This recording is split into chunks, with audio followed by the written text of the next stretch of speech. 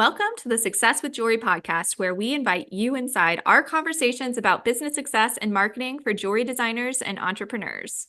We're Laryssa and Liz, jewelry marketing experts with a combined 16 years of experience in jewelry marketing and proven track records in helping jewelry brands meet their goals.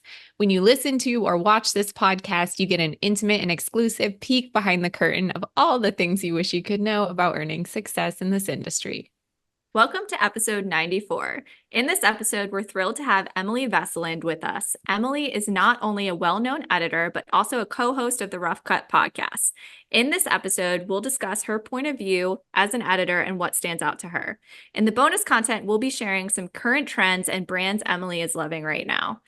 To get access to exclusive content, as well as direct access to me and Laryssa, sign up by visiting successwithjewelry.com. Hey, Laryssa and Emili, let's get into it. Yeah. Hi. It's so great to be with you guys. Thanks for having me on. We're so excited to have you. I think our goal is to eventually interview all of the Rough Cut hosts. Love it.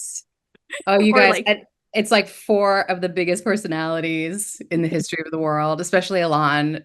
And even JB seems quieter. JB Jones, who co-founded NYC Jewelry Week. And that's, well, we can talk about it, but that's how Rough Cut began as the companion podcast for NYC Jewelry Week. She seems shy, but she has a huge personality too. And you guys know Amy Elliott, JCK contributor, huge personality, super funny. So I think that's a great idea. I think that's why we need to do everyone separately. Yeah, separately. I don't know if we can wrangle it all. You wouldn't be able to handle it. It would just be like, Anyway, well, we'll circle back to that. But first, Emili, why don't you introduce yourself? Okay, great. My name's Emili Vesilind. I've been covering the jewelry industry as a writer and an editor since 2012. Before that, I was a fashion journalist. I worked at Women's Wear Daily and the Los Angeles Times as a staff writer, and then moved to DC when I started having kids. I have 2 kids, and I moved pregnant with my second for the JCK job, which was strangely enough based in DC during that time in 2012. It was owned by a DC-based company, custom publishing company. So I was there, and the tenure at JCK was amazing under Victoria Gomelski and Melissa Bernardo, still dear, awesome friends. And then, let's see, it was 3 years ago, Mark Smelzer, who was the longtime publisher of JCK Magazine, jumped over to Jewelers Mutual Insurance, which is kind of like the big player in jewelry insurance, to be the VP of content. And he asked me if I would come over and sort of be the scribe for these various content initiatives. And I decided that it was a good move, and been there for 3 years, and we've done it, I can talk about it, but that's kind of my background and what I do. I write about jewelry, post about jewelry, sometimes dream about jewelry because I look at it so much. Do you guys do that? Yes. Yeah. Right? You wake up and you're like, that's not a real bracelet. I'm usually dreaming about like real things that are on my wish list. Like last night, I could not stop thinking about these rings by Alexa Horton. Icera is her brand, but it's like these, I think Alon actually has one of these rings, but they're like these gorgeous sculptural stacking rings, and I couldn't stop thinking about them. Amazing. And so at the beginning of this year, I was asked to come on and be co-host with Alon and JB and Amy for Rough Cut, which has been like so fun and so kind of like the other side of the coin of being a serious sort of like more businessy jewelry journalist. So I've been enjoying every minute of that. They're hilarious, and it's a really fun thing. And I like podcasting. You guys like it? We like it. Yeah. Laryssa's a pro. I wouldn't be podcasting if it weren't for Laryssa. I love it. I kind of like roped her into You were like, and you're doing this with me. But I do have a lot to say. So, Exactly. The 2 of you together, it's just like mind meld. Like you're both so respected and loved in this industry for doing like sort of similar things, right? But the 2 of you together are such a power couple. So it was awesome when you guys joined for this. I think it's just perfect. It's awesome. Thanks, Emili. Absolutely. I love that. You're such a breath of fresh air too in this industry. There's like, I don't know. There's some negative stuff. There's some bad attitudes. There's some crap, but like, you're always just like, Thank you for saying that. I'm often like, watching that. But like when I am talking to people, I try to be, at least a little up, a little up. And just such a supporter of like, I love independent fine jewelry designers or independent designers or like, alternative materials and like people doing cool stuff. And you're like such an advocate for that too. And you're always seeking. And that's like one of the reasons we were super excited to talk to you because you have a very strong perspective. Well, thank you. I feel the same about you, Liz. I mean, a lot of jewelry designers that I've gone on to love and follow, I've been introduced by you, by JB, Melanie Grant, like so many great, sort of like curators out there. I think you and I share a love of like a little edgier, like darker jewelry, but also just like craft. Mhm. And yeah, I do genuinely, it's funny for like, I thought that JCK, I didn't know, but I kind of had this feeling. I was like, if I don't like it, it's a transition job. But like so many people say, which I believe is true, you're introduced to the industry and it's almost like very hard to get out because it's such a great industry and it's such an inspiring industry. And there are so many facets and so many sort of like gigs that you can do within jewelry that like, it's just fine and dandy to like stay in the world. You know what I mean? And then I genuinely fell in love with jewelry, which I, came to JCK, I was like, I like jewelry, like that's cool, and I had a couple of LA designers that I bought from, Annie Costello Brown and a couple of other people that I really liked, but I didn't know anything about, the Oscar Haymans of the world and even kind of the big players. So learning about it was like interesting as a business reporter, but I also, as I said, just really fell in love with the craft and art of jewelry. So I love to share stuff. When I see things, I'm like, you got to see this, like, and that's why I'm posting all the time and looking at your content and other people's content because jewelry is awesome. What's at the top of your wish list right now?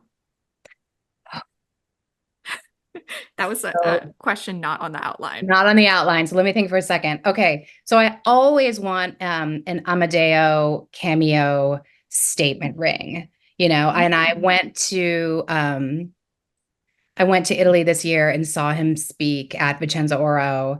And, there's like the backdrops of all his jewelry. And I just think his work is so cool. There's particularly this cameo.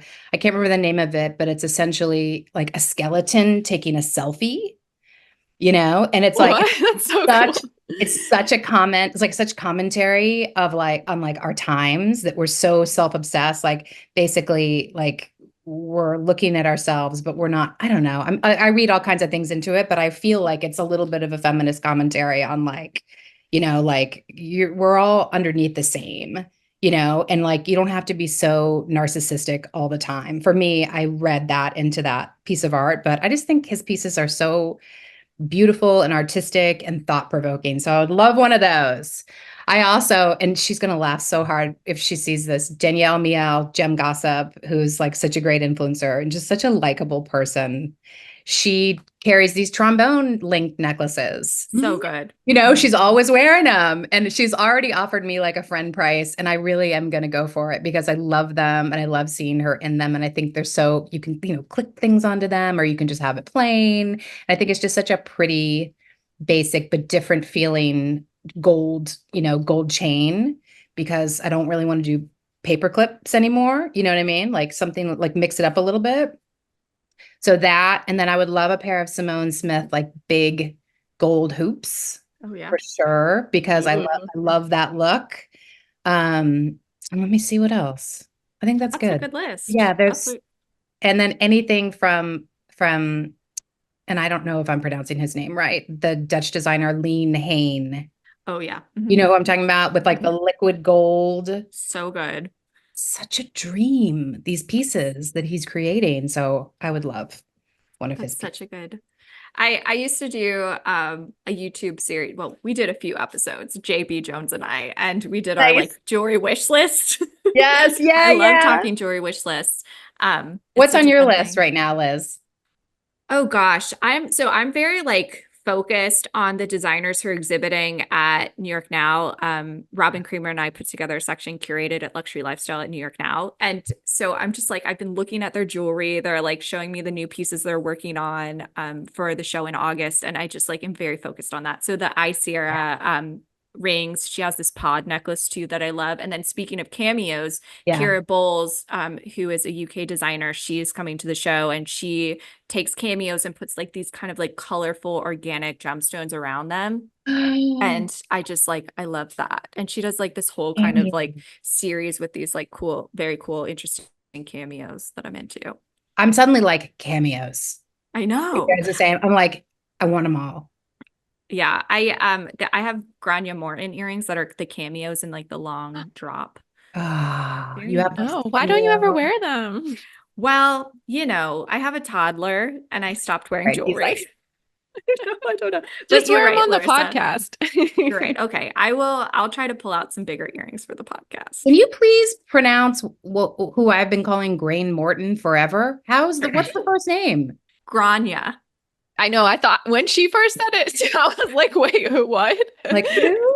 Is that how you say it? I'm obsessed with her work too. I mean, I would love a pair of her, like sort of like top shelf, like big, long, Yep. The earrings are so good. So good. What about you, Laryssa? What do you feel like? Well, Liz knows this. I love Tamsin Rasor. How do you say her Tamsin last- Razor. Yeah, that's Razor. another New York Now designer who's going to Yeah, be the curated. like But inverted diamonds, huggies. I Oh, love when they're those like a so spike? much. Yeah. They're like a spike. I love those. Yeah, she has like green diamond ones that I love so much. yeah. Definitely a Amazing. stretch. Her barbed Um, collection is Definitely so a good. reach. Yeah. yeah. Yeah. And I keep doing the thing. I always do the thing as a buyer, which I shouldn't be so much of a buyer, but as a buyer, I keep a little list of things that I want so that I can kind of keep my eye on the prize and save. But it doesn't work most times. Every once in a while, I'll manage to do it. I'm like, don't buy cheap shit.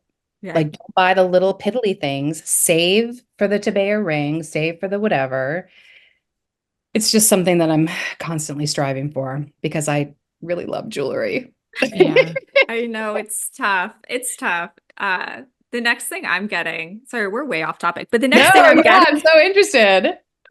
because I haven't bought myself jewelry in a while. Yeah. But the next thing I'm getting is I have my kid's first haircut and I'm putting it in a Margaret Cross. She's gonna put it in a little pendant for me. So I'm like very into the like sentimental stuff now, like the aquamarine birthstone for him. Like that's like what I'm into right now. That's so great. I saw the most incredible morning jewelry at the oh God, I'm gonna Rosenberg Castle in Copenhagen. The Danish crown jewels were there, and they had like off the chain incredible morning jewelry with like big swaths of blonde hair, like in a curl. You've seen that with like the crystal sapphire base. And it was just like, it was unbelievable. I was like, that in itself, it's not just like the memento and the nostalgia for it and like the sentimentality. It's also like the design of the hair curl, Yeah. very Or cool. like when they braid it. I love morning jewelry. I think That's the braid. yeah, antique jewelry in general. Like a lot of my wish list is stuff I just see that's like antique. Yeah. There are also just like so many incredible independent designers out there right now. So many. And you must be like inundated with wants, considering that both of you, that you work with so many incredible sort of like emerging designers. There's a lot out there. Yeah, I know. we're all in I trouble. want something from pretty much all my clients. I think too, because we work so closely with the story. And that's what I'm like, wow. And then it makes me like fall in love with it even more. And I'm like, well, I can't just literally buy everything I see from everyone in my clients. I know. And then You're like, it's become them. special to me. I need it. And then you're like, you don't need it. I work with Lauren Nicole. And so I like really have had to like not go there because I would like, I mean, I could want everything that she's ever created. It's so good, you know? She's so good. And the fact that she makes everything personally by herself, it's like sorcery. I mean, I don't know how she does that. She is so talented. Yeah. So talented. Amazing. Blows my mind. Anyway, let's get back to the topic at hand here. Let's circle back. Although this is fun. No worries. I love it. Let's do it. So we kind of touched on this a little bit, but you've been in the jewelry industry for a long time. Anything specific you've learned along the way? Yeah, this is a great question. And I think, I have 100 answers for this. Coming in as like a complete neophyte, not knowing anything about it. What strikes me about the jewelry industry that is sort of different than other industries is how it's still very about relationships. It's still very mom and pop to some on many levels. Um, but I think I wish that some things could be a little different. I think there's way too much gatekeeping when it comes to resources, contacts, um, you know, procurement of materials, and also like consultancies. I think that people don't want to share that much. And I post about this sometimes on Instagram, like, what do you think? Because it's something that interests me after doing a story that I did for JCK last year, where they had me kind of quantify, like put a number value on how much it costs to start up a new small designer I brand. remember that. Yeah. Yeah, thank you. And it was like $37,000. It was something like that. And then on the flip side, which, okay, that's fine. That's what the number is. And you have to have that. It's a very high barrier for people who don't come from within the industry already. But then on the flip side, you have people bemoaning the fact that we no longer have bench jewelers, that talent is not being developed within the industry. And you think like, oh, so these kids, these really artistic kids, take a metals class at, FIT or SCAD or whatever, and then they sort of understand that standing up a brand is so expensive. So perhaps they veer into like, fashion production or, illustration or something else that's a little bit that doesn't have those large barriers to entry. So I think I've learned that about the jewelry industry. And you know, I wish that we could see there definitely are people who are like, I believe in sharing. Like, I'm not pulling up, the ladder behind me after I go through a door. I'm actually sharing with people and mentoring. And I really applaud those people because I think they're few and far between in this industry. And I wish that it was just more generous of spirit. And I wish there was also a little bit more plain spokenness when it comes to the costs of operating as an independent in this industry, because I think, you know, um, I think I told you guys this before, like Alon Samich said to me in an interview in that story, he said, not every jewelry brand should come from an Upper East Side mom. Like we can't continue to grow and have like a diverse, inclusive industry when that's the case, when it's really just people who have $100,000 to like play in the diamond district. And I'm not putting people down who are moneyed, like that's great. And you can have talent and have money and that's luck and wonderful. But how are we sort of like cultivating talent from the ground up with students who are talented and may have interests, but who could be turned off by the costs of running their own business, or even like not even running their own business, like forget about that, like just starting to play on a bench. How are you going to play on a bench with real gold? Like where is the funding and the scholarship opportunity, pool for that? So I have noticed that about the industry. Not to take a serious turn, but I think that there are issues there that would be amazing if there could be some solutions, and if the big players in the industry could kind of get behind more free or super low cost education. I mean, the 37,000 that we wrote about was like molds and diamond cutters and polishers and such. That didn't even include education. And jewelry is one of the hardest crafts in the world. I mean, if you've ever tinkered on a bench, you realize immediately like, oh, this shit is hard. Like really like the skill required to learn how to like set a diamond or even create just a little thin bezel around like a cabochon. This is high skill. It's not something that, you can kind of dip in and out on. These people are serious artists and, it takes serious and long-term education. So I hope that those, some of those doors open and that the industry sort of gets hip to the fact that we can't have a pipeline of great talent when it's so expensive to operate in this industry. So I don't have the answer, but I feel like, that's something that I hear, and I hear from young people and I hear from people who are looking for bench jewelers. They're like, what do we do? And that's why I think it's great. Like Oscar Heyman, to bring up Oscar Heyman again, they have a mentorship program where it's like the row of bench jewelers that actually create the jewelry, and then like 3 or 4, I don't know how many, but a small amount of benches on the opposite side that's just like apprentice, new. We're going to teach you. And Tom Heyman said to me when I visited Oscar Heyman last year with Mark Smelzer, he was like, we're cultivating our own talent now. And that's great that they're able to do that. But it'd be great if that could be a wider initiative, throughout the industry. So I noticed that. Do I have any other part of that? I wrote down that. That's I great. guess that's it. Yeah.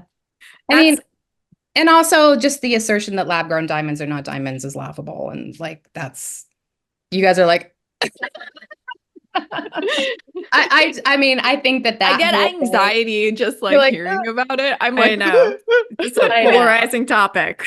I know. And I threw it out like a frisbee on the field, and also, but I mean that, and we don't have to go into it because it's like its own thing. But I mean, I think that it's not good for the industry, and it's not good for the jewelry consumer to denigrate this product that, like the highest echelon of companies in the jewelry industry exalted and sold, so I hope that like people wrap their heads around the fact that like trashing it is not going to make it go away, destroy its popularity, or any of the things that I guess would be on the wish list of someone who's sort of like bad mouthing it. Lab grown diamonds are here to stay. Let's figure out how to market them, how to make them sort of fit in with the mind landscape, and like enough with they're not real diamonds. The end. I don't know. This industry really has a tendency to like be so insular and not like, I don't know. It's like this weird closed vacuum of just talk and everything, and like forgetting about the consumer and their wants and their behavior. And I think you're so right. That's the shame of it. Forgetting the consumer and forgetting that people just want a nice, big, sparkly diamond, and they don't care about the 4 C's, and they don't care where it was grown. They just don't.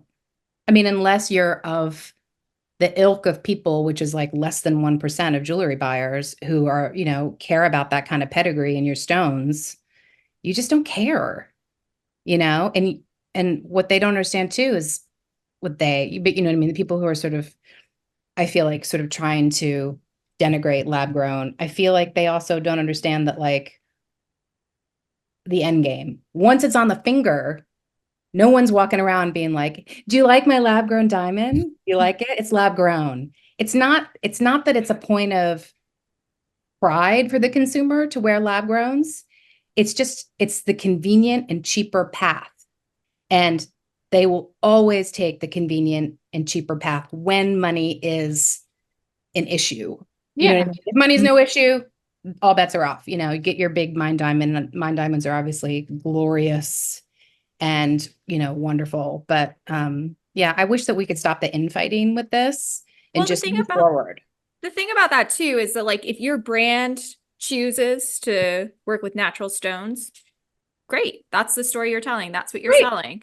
That's what you're leaning into. If you are taking a sustainable approach and you're leaning into that direction, and that's the story you're telling, and that's what your values are, that's great. If you choose to design with synthetic stones, alternative materials, or lab grown diamonds, and that's the path you're taking, that's great. And I think just the industry is so old school. Like there's a lot of strong opinions and that have kind of just been ingrained in it for a long time. Yeah. And they're louder, like they're louder than the new designer who's thinking like, is it bad for me to be cheaper? It'd be better for me to put together a collection with lab grown. It's much more accessible to me.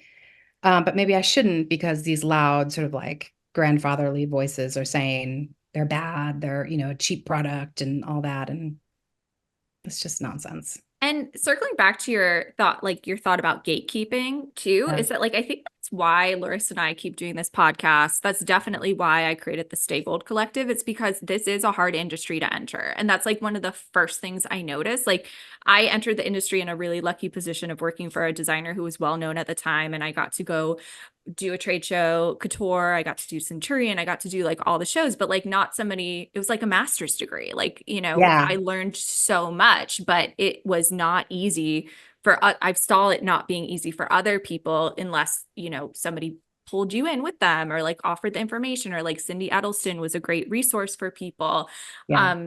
But I think that's a Now lot you of the are. Yeah. reason Yeah. Yeah. we do this kind of stuff, because it's a hard industry for emerging designers to find information about. Absolutely. And Stay Gold Collective is just, and Laryssa, your group too, like it's just so crucial for new designers who have nowhere to go in terms of like mentorship. Mentors don't just like pop out of the woodwork. Like, I'm going to help you. I'm going to show you what to do. I'm going to show you who to call. And I know that you guys are doing such incredible work, sort of like hooking people up and letting designers share their resources together. I mean, how invaluable is that? It's just great. Yeah, Laryssa's like doing grants and stuff. She's like out here like helping people. Amazing. It might even, Amazing. I mean, the thing is, like we were saying, it is like a really saturated place. And maybe part of that gatekeeping is making it seem like it's easy to make lots of money and it's glamorous and like anyone can Yeah. do it. And that's not true. It's like so much work and effort and time and money. And part of my mission, maybe this is like negative, but it's like, no, this is like what it's really like. And Yeah. are you ready to like do that? Do you want to do it? Because it's not going to be easy. Yeah. Yeah, yeah, yeah. And they see, and I think that's so right, Laryssa. And I also think because we see so many third, fourth, fifth generation people like on Instagram who just seem like they're on a roll. Like, this is great. They're on a roll because their parents or grandparents started the business for them. So that's going to not be your experience. You know what I mean? So it's almost like you got to put on the blinders and be like, I'm starting from almost less than zero, but I'm passionate about it. I love it. I believe in my designs or whatever it is that you're doing, and like just go forward. Because I can imagine that it could feel a little deflating to see like a third generation gem dealer out there, like, on a yacht, like, Yeah. it's great for them. Not Yeah. trying to be a class warrior, but it's sort of like those images sort of like seem to float to the top when really it's a lot of your designers working at their bench, like turning out the same beautiful gold ring, like before they have to pick up their kids from swim. You know what I mean? Like, that's the reality of if you don't come in with money. So I think that it's great that you guys exist and other people exist who create sort of consortiums Mhm. for those people who are not starting out at 7.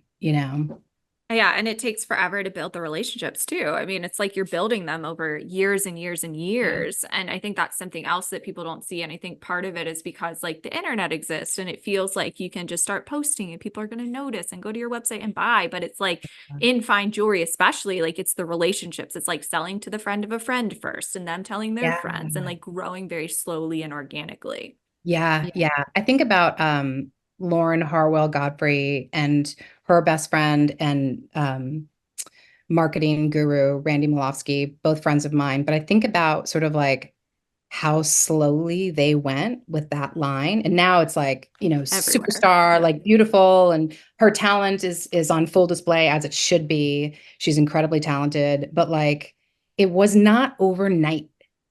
You know what I mean? Like, it was over a decade. She opened her first store this year after a decade. So I bet, and you guys can tell me, like, I bet that that is part of your challenge, is sort of managing the expectations and letting designers understand that, like, this is a slow build, and it probably should be, because you don't want to burn so bright, like right away, that then it's like, oh shit, I can't deliver to my stores. All the problems that happen when people are suddenly like picked up and they're not quite ready for prime time. But I think also, like, when you do make it on that level, like the, Harwell Godfrey level, where you've like put in the work, you're talented, you have the passion, I think that the rewards are just like so sweet. Like, it's not just like fame and money or whatever. It's also like you've built something. You've built something, and you had help, and you had, other people like you who have been sort of buoying you. But at the end of the day, I think jewelry can be such a gratifying and beautiful career. And that's why I think And people know that obviously, and that's why they keep at it. But if we could smooth the path in certain areas, it just would be so nice for I people. know. I I know you remember guys say that. her first collection was leather and It was like big leather. stones. And I remember that. And I meet a lot of designers who are working in like sterling silver or brass or alternative materials, and they like want to get to gold. And it's like you don't have to start there. You can Yeah, start, where you're at. exactly. Do a leather cord, do like a little I loved her silver leather cool pieces. thing. Yeah, I loved her leather pieces too. Talent was there from the beginning, passion was there, and just like drive. Um, so it can be awesome, but it's not easy. I don't know. Yeah. So how do you discover new brands? Um, I mean, it's so boring, but Instagram is a huge part of that. I think trade shows, obviously, we look at everything. I try to sort of like cover any show that I'm at as sort of like a rambling looker, picker, try oner. Um, but like, great follows like you guys, like JB, like NYC Jewelry Week, Melanie Grant, Dime Piece, so many others, Randy, like I discover online for sure, like on my back like this in my bed. I think it's good for designers to hear, because a lot of times it's like, should I still be doing Instagram? What's the point? And it's like people are looking. They might not be like liking and engaging, but like Yeah. editors are looking, stores are looking. It's worth Yeah. being on there. Yeah. I also do have a couple of stores, Twist, um, London Jewelers, Maxfield, like some of the edgier stores too, like that and Esquilito for sure, that I look at and see kind of like who they've picked up. And in Marissa collections, I will sometimes find designers that I have, I mean, especially Twist, you're like, who? Because it's somebody from France, who's like operating in the countryside. But I know that they are great curators. And so when I'm looking, like we were looking for micro mosaic jewelry the other day for a feature. Leslie. And yes, but also like totally like ran into this Italian brand on Neiman Marcus, like the buyers are out there sort of doing the same type of work, but they're, obviously procuring the goods. But I discover a lot through the stores too, for sure. Yeah, that's great. Yeah. Esquileto's marketing is beautiful too. I'm like somehow on their mailing list and I save all of their catalogs because they're just gorgeous. The catalogs, I save them too. And I, when we talk about print, because we do a print magazine, Gem and Jewel, which is what I edit now, which is a beautiful magazine that we work with the same staff that produces JCK magazine. We do Gem and Jewel twice a year to 150,000 of Jewelers Mutual Insurance clients. It gets direct mail to them. But I save the Esquilito thing a lot to show people whenever somebody's like, I don't know about mail. And I was like, this is like delightful. You get that, and you're just like, and it's beautiful photography, great messaging, very cool. It's like the coolest thing I get in my mailbox. And I'm surprised that more people don't do it, but we'll see. Maybe we'll. Yeah, it's expensive, but It's Laryssa a and I big did do an investment. episode about direct mail. Oh, yeah. Yeah, What do because it people say? is, Yeah. I mean, it's Well, like we're so saturated with the email and the um, Instagram and the digital, which is still important to align with what you're sending out via mail, but it is a different and unique approach. Agreed. Yeah. and you Yeah. can scale it too. I mean, even if you were like just starting out and you had a handful of like customers who loved you, just a little postcard or something with a beautiful picture on it and like a handwritten note. And then, maybe one day you can do the fancy catalog, but there's so many Yeah. ways to approach it. Mhm. I agree. Totally. I think the postcard is a great idea. Low cost. You just need one good picture. You know what I mean? Yeah. Like you don't have to do a full photo shoot. I think that's great. Yeah. Yeah, Yeah. and people see it even if they don't have to open anything. They see it as they're throwing it away, even if that's Right. the Or case. putting it They on see their it. refrigerator, Yeah, right? Yeah. Yeah. I agree. totally. Great approach. So what's the best way for a designer to get your attention? Because there's a lot of designers out there and a lot of them want to be featured. How do they get in front of you? I mean, for me, I think people like different things. I know a lot of editors have sort of been responsive to DMs, and I try to be, and I think it's awesome when I get a DM from somebody who's creating interesting things. That's always welcome and wonderful. I just like simple emails, and I like when people give a little brief bio about themselves, so I can sort of ground you and contextualize you a little bit. Tell me where tell me where you're from, tell me where you're creating your things, how long you've been at it. I've received emails where it's like, I'm Danielle, and I'm like, hey Danielle, like, and then she's like, but my company's name is such and such, like, have all that stuff kind of at the top, and then then images of your collection, and that's pretty much it. Yeah, I think that follow-ups are fine. Like hammering, I think should be discouraged. Like the badgering should be discouraged, but it's very rare that happens. People are really respectful, and they would love to be featured, and I try to get back to most people. And I think that email, like an email with like a quick DM the next week if you don't hear anything, I think that's fine. I don't think I've ever had anybody text me or anything. I've had a couple WhatsApp, sort of like pop up from different countries, like, hey, but I think that it's important for designers to know that editors they're editors. They're just like you. Like we are in general not that well paid. And I think that sort of like the myth of the like fashion or jewelry editor of like being really well paid, having our makeup done, like it's not the Devil Wears Prada at all. We're trying to pick up our kids from soccer. We're trying to, have some work-life balance, trying to spend time with our significant others and just be normal people. And I think that it's important for people to realize that, because like people you can't expect people to be robotic in their responses. You know what I mean? Like there are sometimes when I am, though I would like to respond to everybody, and I generally do, when I'm on vacation or I'm crazy busy, you go into a folder if I like your jewelry. You know what I mean? Just a little BTS. Like you go into a folder, and then like, and it's new jewelry, and I'll look at it when I'm needing to flesh out pages, when I'm needing content for stories, when I want to do, a post that's a little bit more of like a standalone story post. So I would say to newer designers, like you're definitely being seen, and appreciated.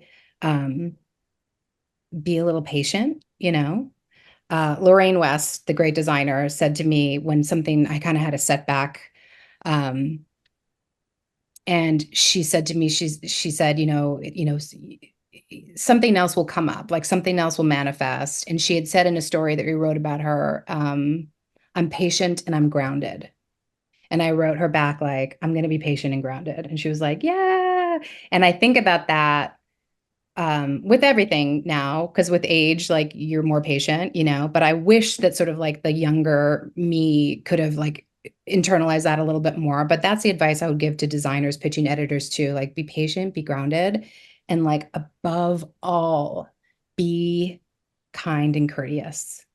And I think the two of you are like living proof that success comes to people who, in this industry or elsewhere, to people who are generous, who are kind, who like play it pure. You know what I mean? Like you don't want to mess around. An editor, an artisan, a PR person, anyone. Like just be very, very, very cognizant of being straightforward, being honest. If you can't fulfill an order, if you can't get me pictures for the magazine, just be very forthright and honest about that. And people really appreciate that. And people also who are, sorry, there's a plane, people who are in the positions that the three of us are in, where we sort of can, pick what we cover and pick who we work with, like we are rooting for you. You know what I mean? Don't you feel like that? Like I'm rooting for you to be successful, and like totally happy to play a role in that if I feel like it fits the editorial mission and the content and whatever. But like take it easy a little bit. You know what I mean? Like be patient. We have had editor friends, and I have had the occasional person who's just like not happy with not being covered. And this industry has a long memory. You know what I mean? Like, Yeah. it's not like we wouldn't forgive you if you then came back and said like, sorry that I was too aggressive or whatever, but I just don't think it's the way to play it. I think when you're approaching anybody to sort of be a part of your journey to success, that you should be, respectful and fun. And I also think too, for the younger designers, like it's totally fine to be casual. Like you don't have to be buttoned up and formal. I don't need like a resume and whatever. Like just be like, hey, follow you on Instagram. I know you edit this magazine. I'd love to be considered. Here are my like sort of signature styles. I hope to hear from you. Yeah, Great. You know what I mean? totally. Love that. It's I went a little bit deep on that one, but you know what I no, mean? Like, yeah. It's a big industry, but it's also a small Very industry. And even, I mean, Liz and I are always talking, we share experiences that we have with clients or even prospects, and like people talk, like we talk a we'll, lot. we'll We say were stuff. talking before we hit record here. Yeah, we were Yeah, talking. stores talk too. Like if you show up at a trade show and you're like not greeting everyone, like, or if you have, you just have to be kind and Yeah. patient and grounded. I mean, I think that's a great way to wrap up this episode. It's just Yeah. Be kind, be patient, be grounded. Thank you, Lorraine West. I Yeah. love I mean, that. you can't get in trouble. You may not like shoot forward, but you can't get in trouble if you're coming from that place of pure kindness and like light, sort of, for lack of a better term. You know what I mean? Yeah, and people remember and it'll take you further. And slow growth is good growth, right, Laryssa? I agree. Totally agree. You guys are awesome. Thank you for having me on. Thanks for being here. Yeah, So thank you. definitely check out the Rough Cut podcast, follow Yeah. Emily, and let us know. Have you considered outreaching editors? Visit successwithjewelry.com. And if you love the podcast, we'd love to hear from you. Send us a message or leave us a review. Thanks for being a part of the community.